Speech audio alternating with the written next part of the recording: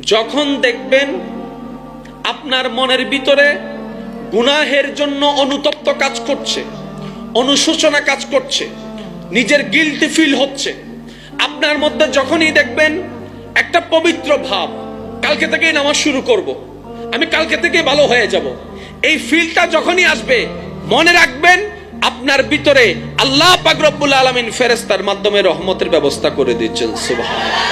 আল্লাহ আপনাকে ডাকছেন, আল্লাহ আপনাকে আপনার আল্লাহর দিকে ডাকছেন, আল্লাহ পাক রব্বুল আলামিন আপনাকে বারবার ফিরে আসার জন্য ইঙ্গিত দিচ্ছেন, কিন্তু আফসোস ওই নিয়ামতটা আমরা ধরে রাখতে জানি না বলে আবার হারায় যায়। একটা কথা মনে রাখবেন, কালকে থেকে নয়, যদি পরিবর্তন করতে চান নিজেকে, শব্দটা কালকে থেকে হবে না, আজকে থেকে, এখন থেকে। এবার সেই এখনটা যদি হয় গভীর রাত, এশা পড়া শুরু করে দিবে, সুবহানাল্লাহ বলবেন না? আর একটু জোরে বলবেন না? কিচ্ছু থাক না থাক অন্তত যাই নামাজ বিছায় বসে যাবেন, পারেন কিংবা না পারেন কোরআনটা হাতে নিয়ে বসে যাবেন। শুরুটা আগামী থেকে নয়, এখন থেকে। আপনি যখন আগামী করেন শয়তান একটা সুযোগ পেয়ে যায়, আর আপনি আমি যখন সেটাকে আগামী বাদ দিয়ে এখন করে ফেলবো, শয়তানের আর সুযোগ পাবে।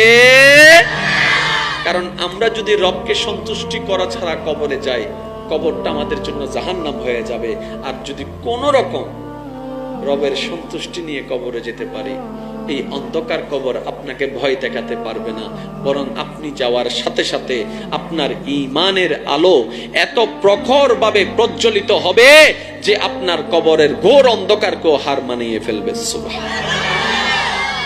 পরিবর্তন হওয়ার দরকার আছে না নাই? আর একটু জোরে বলেন, আছে না নাই? আল্লাহ আমাদেরকে বুঝার তৌফিক দান করুক। আর একটু জোরে বলেন, কালকে থেকে নাকি এখন থেকে? শব্দ কি হবে, কালকে থেকে নাকি এখন থেকে? এই কথাটা মনে রাখবেন, কালকে থেকে নয়। জোরে হন না। বান্দা দিবে কে? জোরে বলেন, বান্দা দিবে কে? এবার আপনারা আমরা সবাই মিলে আওয়াজ দিয়ে বলি, আমাদেরকে খাওয়াই কে? আরো জোরে। কার জমিনে আছি? কার দেওয়া দেহ? কার দেওয়া নিঃশ্বাস?